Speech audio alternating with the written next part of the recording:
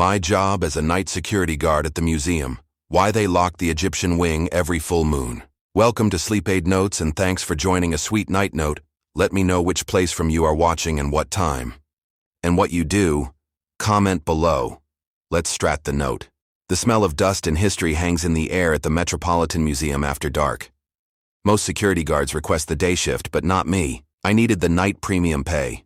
At least that's what I told myself. 3 months into the job, I noticed something strange about the rotation schedule. No one ever worked the Egyptian wing during a full moon. When I asked about it, my supervisor's face went pale. Administrative policy, he said. Don't ask questions. But last night, when the schedule computer glitched and assigned me to the forbidden section, I discovered why some ancient things should remain buried. I should probably tell you how I ended up at the Metropolitan Museum of Natural History in the first place. 6 months ago, I was desperate for work after my startup collapsed. My degree in ancient civilizations wasn't exactly opening doors, and my bank account was emptier than a pharaoh's looted tomb. When my former college professor mentioned a security position at the museum, I jumped at the opportunity. They're always looking for people who understand the value of what they're guarding, Professor Hayes had said. Someone who appreciates history won't be tempted to touch the exhibits or get careless. The interview was remarkably easy. The head of security, a stern man named Walter Grisham, seemed more interested in my knowledge of Egyptian culture than my non-existent security experience. He asked strange questions about whether I was easily frightened or superstitious. I laughed it off at the time. The night shift pays an extra 30%, Grisham explained.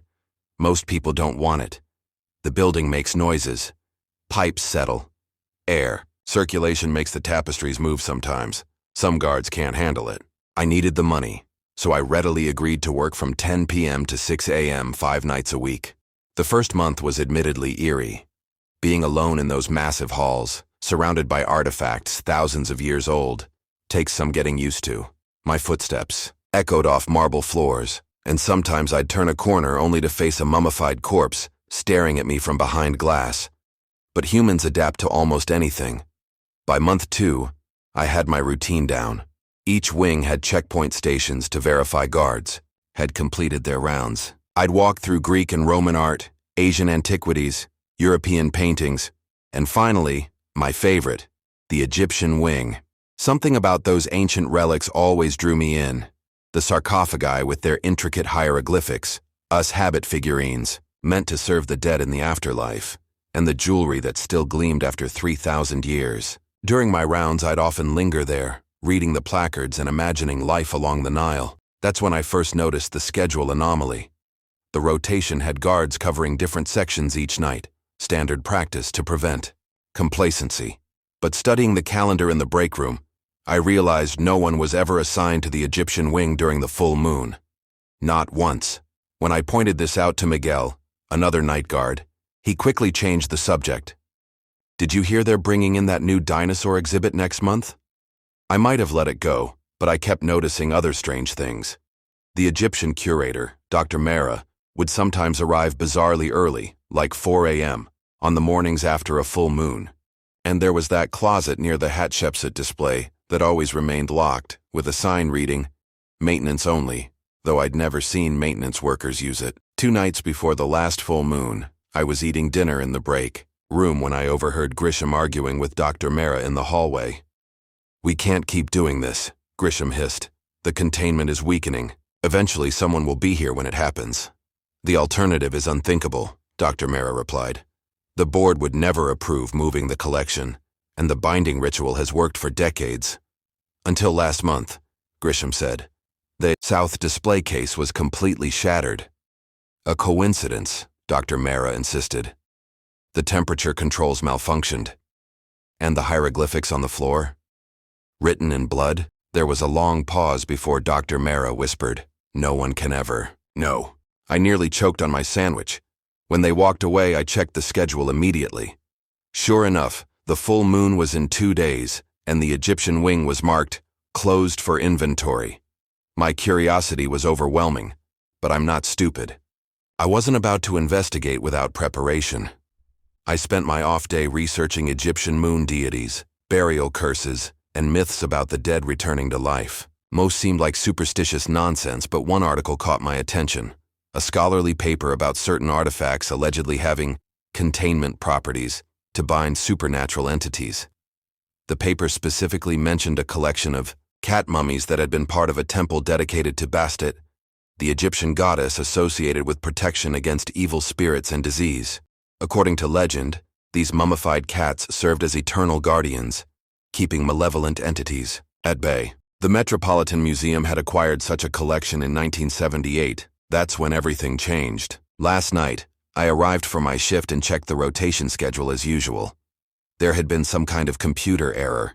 Instead of closed for inventory, the Egyptian wing was assigned to me during the full moon. Grisham wasn't at the desk for the handoff. The day supervisor, a bored college student named Jen, barely looked up from her phone. Grisham called in sick, said to follow the schedule as posted. I should have called him. I should have refused. But that curiosity that Professor Hayes always said would be either my greatest strength or my downfall pushed me forward. I decided I would finally discover what happened in the Egyptian wing during a full moon. My first clue that something was different came during my initial round through the Egyptian wing. The air felt heavier than usual, charged with an energy I couldn't explain. The temperature had dropped noticeably, despite the museum's careful climate control. My breath came out in visible puffs. The cat mummies, normally positioned in their display case with paws outstretched, seemed to be angled differently. I blinked, sure I was imagining things. Museum artifacts don't move on their own. But when I checked my phone to compare with photos I'd taken previously, I often photographed exhibits I found interesting. They had definitely shifted. Just slightly, but enough to notice. Cleaning staff must have bumped the case, I muttered to myself, trying to suppress the chill running down my spine. I continued my rounds, flashlight beams sweeping across sarcophagi and canopic jars.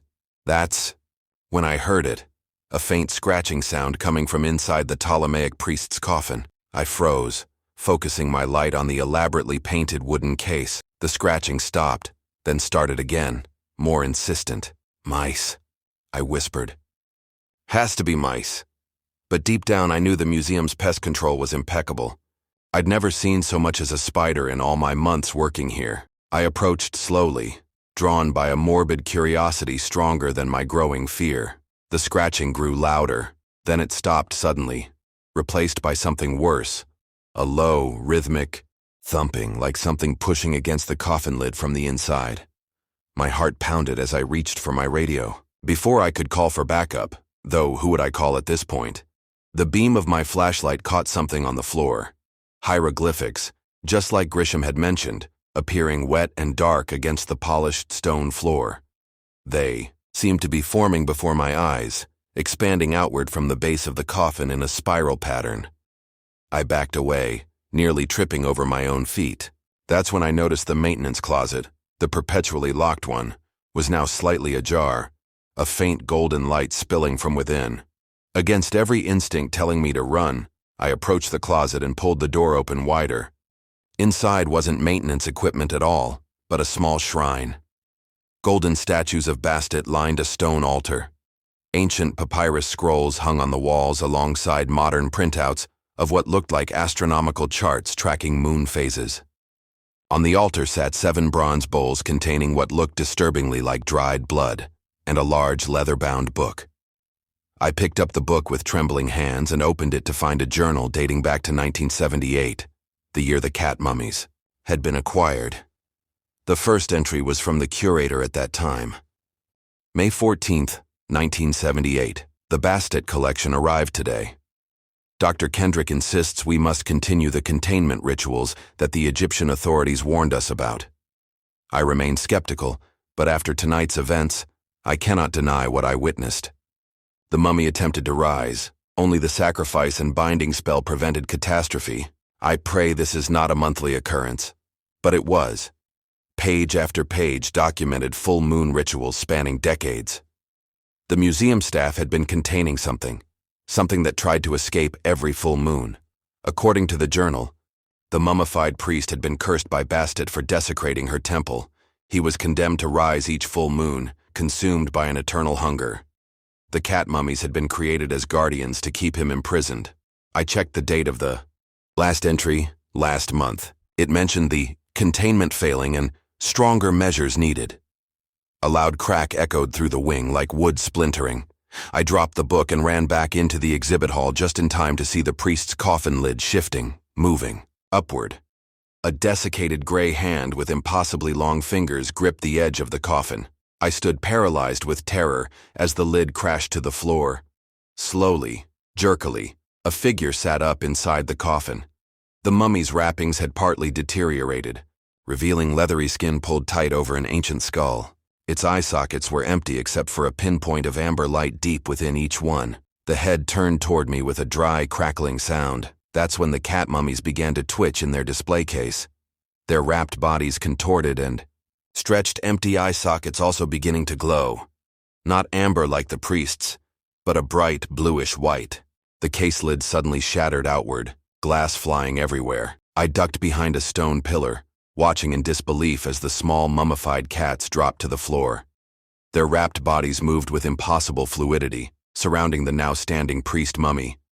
He let out a sound that will haunt me forever, not quite a scream, not quite a hiss, but something primal and filled with rage. The cat mummies responded with hisses of their own as they circled him. The hieroglyphics on the floor began to glow with the same bluish-white light emanating from the cat's eyes.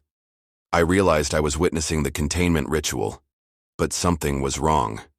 There weren't enough cats. The journal had mentioned 7, but I counted only 5. The mummified priest took a shambling step forward, then another.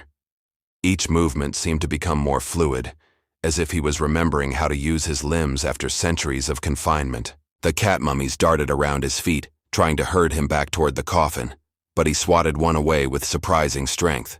It hit the wall and crumbled into dust. 4 cats left. The containment was failing before my eyes. I should have run. Any sane person would have fled immediately. But I remembered the journal entries, how generations of museum staff had protected not just the collection, but the world from whatever evil this priest represented. If he escaped tonight, that burden would fall to me. Swallowing my fear, I pulled out my phone and quickly opened the photos I'd taken of the ritual room. One showed the leather book open to a page with instructions. I squinted at the image, trying to make sense of the hurriedly scrawled notes. Blood of the Guardian, Circle of 7, invoke Bastit's name. The priest mummy lurched toward the museum exit, the remaining cats nipping ineffectively at his bandaged ankles. I knew I had only minutes to act. Racing back to the ritual room, I grabbed the leather book and flipped to the most recent entries, searching for instructions. The last curator had written, Emergency Protocol. If containment fails, the protective circle can be completed with any feline representation combined with sacrificial blood. My eyes darted to a small display of bronze cat figurines on a nearby shelf.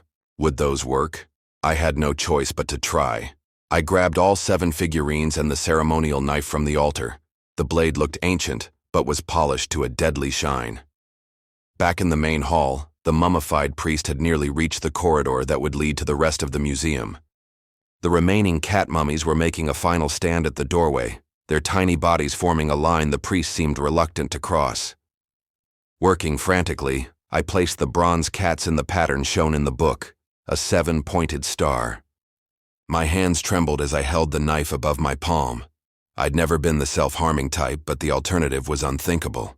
Gritting my teeth, I dragged the blade across my palm, wincing as blood welled up in its wake. I let my blood drip onto each bronze figurine while reciting the phonetic Egyptian words written in the journal. Per Bastet, Imikent Sekmet, Neb Padi, Neb Usert.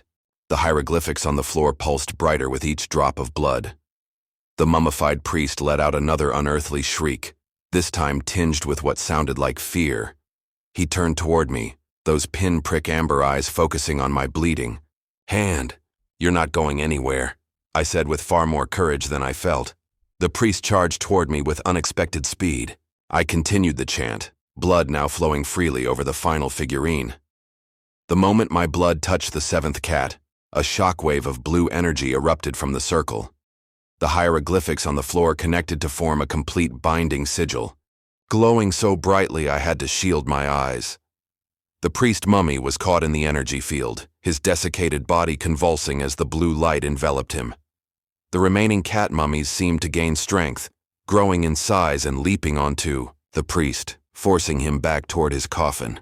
Their bandages unraveled, revealing not cat skeletons but solidified light in feline form, spectral guardians rather than actual mummified animals. The priest fought viciously, tearing one of the spectral cats apart with his bare hands. Its light dissipated into the air like smoke. 3 guardians remained, along with my circle of blood-anointed figurines maintaining the perimeter. "What do I do now?" I shouted, as if someone might answer. The journal hadn't specified what came next.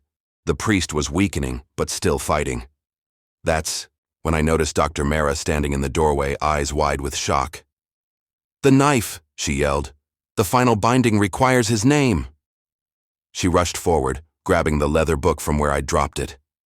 Flipping through pages frantically, she found what she needed and began reading hieroglyphics aloud. "You need to carve these symbols into the coffin," she instructed, showing me a series of hieroglyphs. "Quickly, before he breaks free." I didn't question how she knew all this.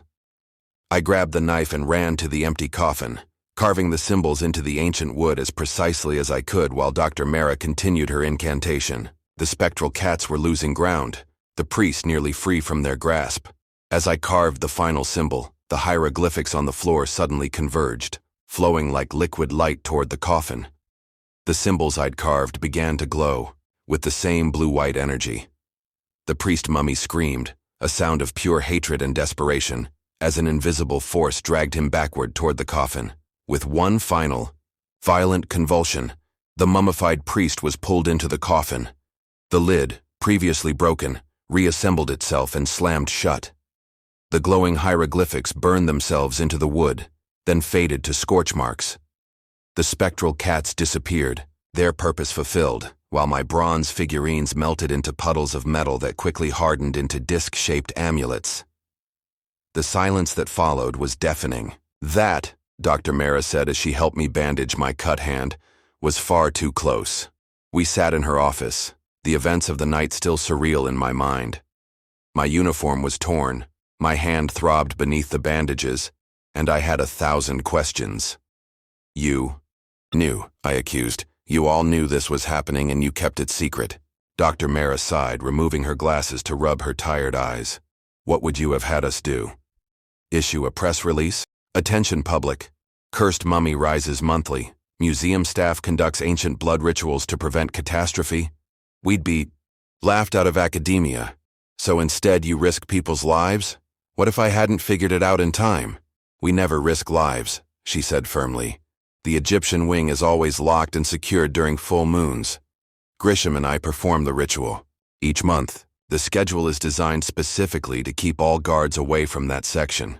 "Then what happened tonight?" Dr. Mara looked troubled. "Someone changed the schedule. The system showed an override using Grisham's credentials. But he swears he never made the change. He's reviewing security footage now." My mind reeled with implications. So someone wanted the containment to fail? It appears that way. She opened a drawer and pulled out a folder. The priest's name was Amenhotep. He was not actually a priest of Bastet, but of Set, the god of chaos. He infiltrated Bastet's temple during the reign of Ptolemy II and attempted to perform a ritual to unleash Set's power into our world. She showed me ancient papyrus fragments with translations beside them. The priestesses of Bastet stopped him, but not before he had absorbed enough chaotic energy to transcend normal death. They mummified him alive, binding his Ka, his spirit, with sacred spells and creating guardian cats to watch over him eternally. But why is he here, in an American museum? Dr. Mehra's expression darkened. In the 1970s, a wealthy collector acquired the mummy illegally from an Egyptian tomb robber. When the collector died, his collection was donated to our museum. The Egyptian authorities warned us about the curse, but our director at the time was skeptical, until the first full moon. She showed me photographs dated 1978, the same shattered glass, the same hieroglyphics on the floor. Since then, we've maintained the ritual. It's passed down from curator to curator, security chief to security chief. "And the blood?" I asked, looking at my bandaged hand. A small sacrifice to prevent a much larger one. Amenhotep feeds on life force. If he were to escape. She left the sentence unfinished. Why are the cat mummies disappearing? I asked, remembering how one had disintegrated when struck. That's our greatest concern. The binding spell is weakening. Each full moon, more of Amenhotep's power returns, and more of the guardian energy is consumed. We've lost 3 of the original 7 cats in just the past year. What happens when they're all gone? Dr. Mara's face was grim. According to the ancient texts, Amenhotep will be free to complete his original ritual. The consequences would be, apocalyptic is not an exaggeration. So tonight you completed the ritual using the bronze figurines, which was brilliant improvisation. But it's a temporary solution. The figurines aren't imbued with the same power as the original guardians. Then what's the permanent solution? She hesitated before answering. We're working with Egyptian authorities to find one. There are rumors of another temple to Bastet, undiscovered by archaeologists, containing knowledge that could help us. Grisham burst into the office, his face pale. We have a problem. I checked the security footage. Someone did access my computer and change the schedule. Who? Dr. Mara and I asked simultaneously. Grisham pulled out his phone and showed us the footage. My blood ran cold as I recognized the face. Professor Hayes? I whispered in disbelief. Your reference for this job, Grisham confirmed grimly, and apparently a member of a cult dedicated to Set. The implications hit me like a physical blow. My former professor had recommended me for this job, knowing my interest in Egyptian artifacts would eventually lead me to discover the truth about the mummy. He had manipulated events to place me here tonight, expecting me to fail, or perhaps to succeed in a different way than I had. We need to find him, Dr. Mara said urgently. If he's working with others, he's not working alone, I interrupted, remembering something. In my ancient civilizations class, he often mentioned a group called the Followers of the Red Lord, another name for Set. I thought it was just academic interest. Grisham was already on his phone. I'm calling in every security staff member we have. We need to secure this building, especially the Egyptian wing.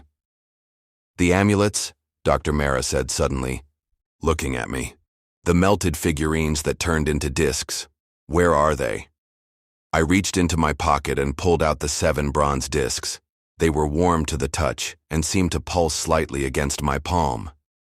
According to the texts, she said, her eyes wide with realization. Only one worthy of Bastet's favor could create new guardians. Tonight wasn't just about containment. It was a test. The next 3 weeks passed in a blur of revelations and preparations. Professor Hayes had vanished. Without a trace, his apartment emptied as if he'd never existed. His university office yielded disturbing evidence of his true allegiance. Hidden compartments containing papyrus fragments with set symbols and journal entries detailing his obsession with the chaos god.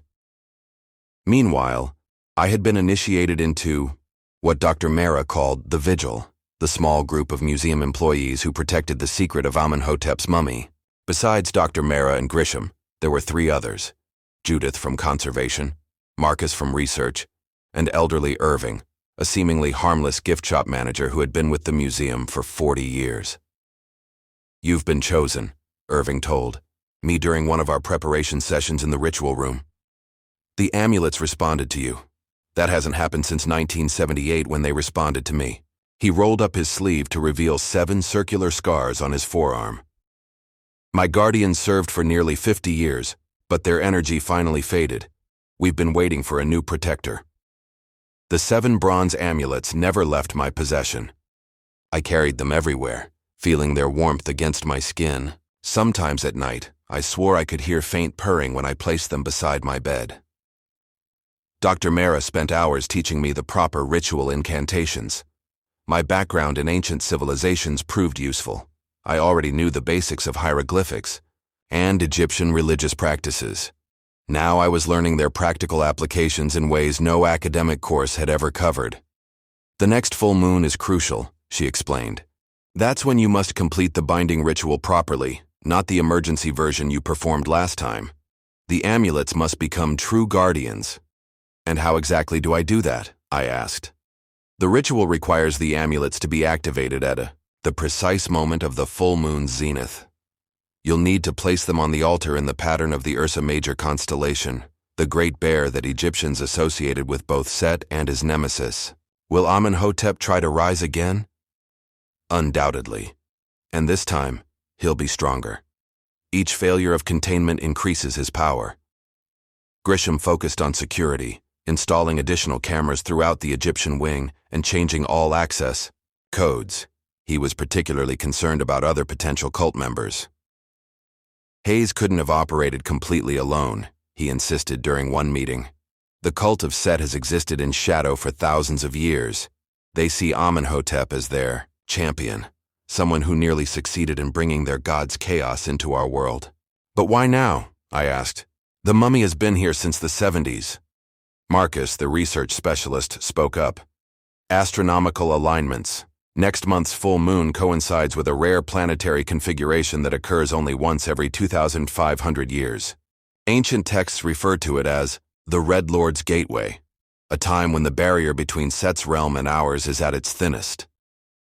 The information was overwhelming. A month ago, my biggest concern had been making rent payments. Now I was preparing to perform an ancient Egyptian ritual to prevent a chaos god from entering our world through his mummified servant. We worked tirelessly to strengthen the museum's defenses, both physical and mystical. Judith from Conservation taught me how to create protective wards using authentic Egyptian materials. We lined the perimeter of the Egyptian wing with crushed natron and lapis lazuli powder, substances the ancient Egyptians believed repelled evil. Irving, despite his age, proved to be a repository of practical knowledge about fighting supernatural threats. Amenhotep fears fire, he told me as he demonstrated how to create flash bombs using museum-safe chemicals. Not enough to destroy him, but enough to drive him back if the ritual is interrupted. Throughout these preparations, I couldn't shake the feeling we were being watched. Twice I spotted unfamiliar faces lingering near the museum's service entrance. Once I found hieroglyphics scratched into my apartment door, symbols of Set that Marcus identified as a death threat. I moved into the museum temporarily, sleeping in a storage room near the Egyptian wing. It wasn't comfortable, but it was safer than going home. Besides, I needed to be close to the amulets, which Dr. Mara said were absorbing ambient energy from the artifacts around them, growing stronger for the upcoming ritual. 5 days before the full moon, we received troubling news. 3 other museums with Egyptian collections had reported break-ins. Nothing was stolen, but in each case, the intruders had targeted items related to Set or Bastet. They're gathering power, Dr. Mara said grimly. Components for a counter-ritual. That night, as I practiced the incantations for the 100th time, I felt the amulets grow suddenly hot. They vibrated against the table surface, sliding into a pattern of their own accord. When I touched one, a vision flashed through my mind. Professor Hayes in a dimly lit room, surrounded by red-robed figures, chanting over what looked like a human sacrifice. When I reported this to the others, Marcus nodded gravely. The amulets are awakening. They're showing you what they perceive as threats to their purpose. Does that mean they're alive? I asked. Not alive as we understand it, Irving explained, but conscious in their own way. They've chosen you as their wielder. The bond goes both ways. The next day, we received word that Egyptian authorities had located the hidden temple of Bastet mentioned in the ancient texts. An archaeological team was excavating it urgently, hoping to find information that might help us permanently neutralize Amenhotep's threat. But we all knew the same thing. They wouldn't finish in time. The full moon was coming, and we would face whatever happened with the knowledge and tools we had. Are you afraid? Dr. Mara asked me the night before the full moon, as we finished the final preparations. Terrified, I admitted. She smiled, sadly. Good. Fear will keep you sharp. But remember, Bastet chose you for a reason. Trust that reason, even if you don't understand it yet. The day of the full moon arrived with an ominous sense of inevitability. The museum had been closed to the public under the pretense of an electrical problem. Our small group gathered in the Egyptian wing at sunset, making final preparations for the night ahead. The amulets pulsed with energy in my pocket, growing warmer with each passing hour. I placed them carefully on the altar in the ritual room, arranging them in the Great Bear constellation as Dr. Mayra had instructed. The moment they formed the pattern, they began to glow faintly with that now familiar bluish-white light. "It's starting," Irving murmured. "They sense what's coming." Grisham distributed radios and weapons, both conventional and mystical. Each of us carried a small pouch of natron and a flashlight modified to produce the specific ultraviolet frequency that Irving claimed would weaken Amenhotep if aimed at his eyes. "Remember the plan," Grisham said firmly. "If we detect any intruders, Judith and Marcus secure the perimeter. Irving stays with the amulets. Dr. Mayra and I will handle Amenhotep's coffin. And you," he looked at me, "need to be ready to perform the ritual the moment the moon reaches its zenith." My mouth felt. "Tros, what if I mess it up?" "You won't," Dr. Mayra said with more confidence than I felt.